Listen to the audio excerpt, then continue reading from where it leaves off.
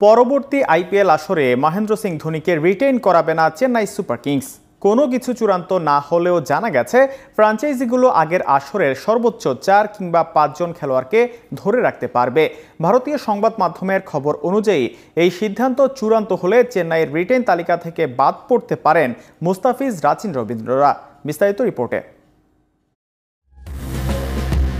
2025 IPL আসরের mega নিলাম অনুষ্ঠিত হওয়ার কথা নভেম্বরে, যদিও আনুষ্ঠানিকভাবে এখনও চূড়ান্ত দিনক্ষণ ঘোষণা করেননি আয়োজকরা।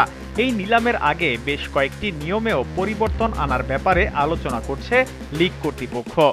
যে কোনো ফ্র্যাঞ্চাইজি কতজন ক্রিকেটার রিটেইন করতে পারবে তা নিয়েও স্পষ্ট কিছুই জানা যায়নি।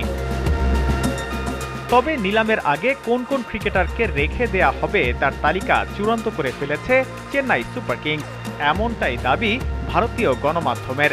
সর্বোচ্চ 4 জনকে রিটেইন করানো যাবে ধরে রেখে চেন্নাইও করে ফেলেছে নিজেদের তালিকা, যেখানে সবার আগে রয়েছে গেল আসরের ক্যাপ্টেন ঋতুরাজ গায়কোয়াড়ের নাম।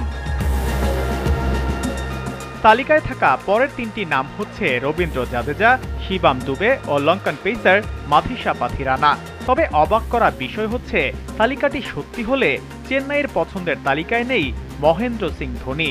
তবে কি দলের সফলতম ক্যাপ্টেনকে রাখবে না চেন্নাই?